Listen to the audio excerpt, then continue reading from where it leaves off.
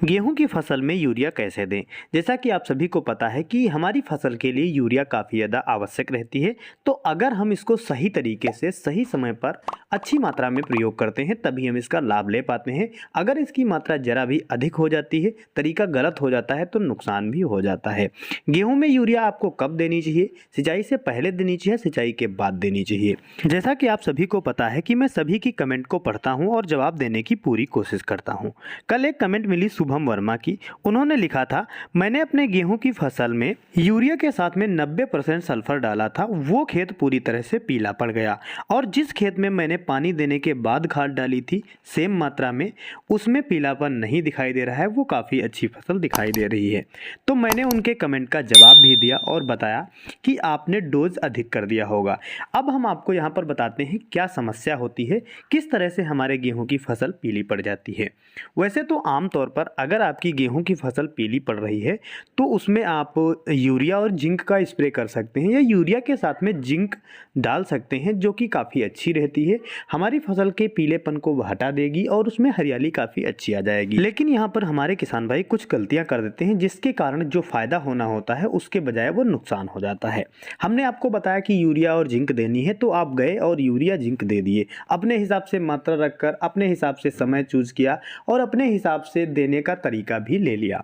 बाद में क्या रहा, उसका फ़ायदा ना मिलने के बजाय आपको नुकसान हो जाता है। तो आज मैं आपको बताऊंगा कि ये जो शुभम वर्मा जी थे, इनकी फसल में क्या समस्या रही थी जिसके कारण उनकी फसल पीली पड़ गई और आगे भविष्य में आपको क्या करना है कि आपकी फसल पीली ना पड़े और ग्रोथ अच्छी हो। जो आप यूरिया दे रहे हैं या जिंक दे रहे हैं या सल्फर दे रहे हैं उसका पूरा आप लाभ ले पाएँ।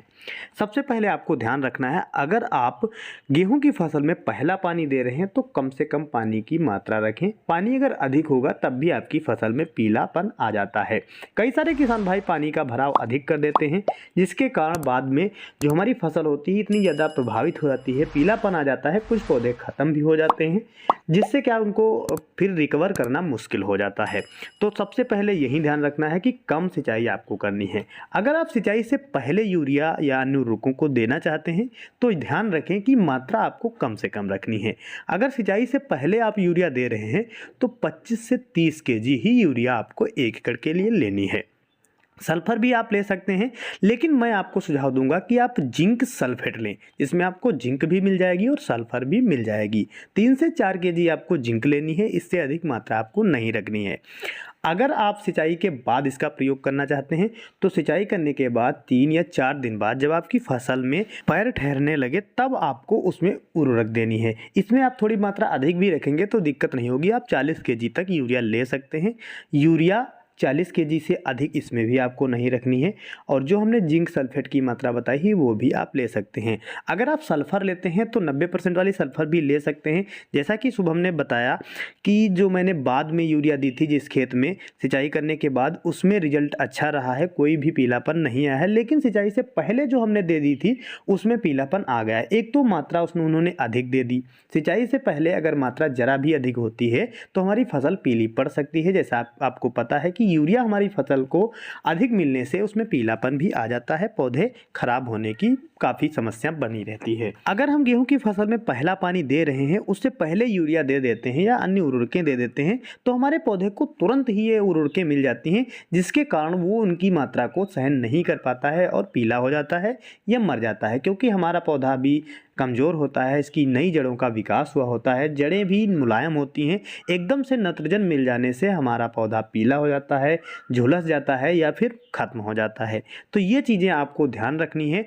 और एक समस्या ये भी आ सकती है कि अगर जो आप यूरिया दे चुके हैं वो लीचिंग के दौरान ज़मीन की निचली सतह पर भी जा सकती है जो पौधे को मिलेगी भी नहीं। तो ये आपको ध्यान रखना है, बाद में यूरिया का प्रयोग करें या फिर आप स्प्रे का भी प्रयोग कर सकते हैं। स्प्रे काफ़ी अच्छा काम करता है। पहली सिंचाई पर स्प्रे करने का सुझाव मैं उन किसान दोस्तों को देता हूं जिन्होंने बुआई के समय बेसल खुराक में उर्वरकें दे दी है।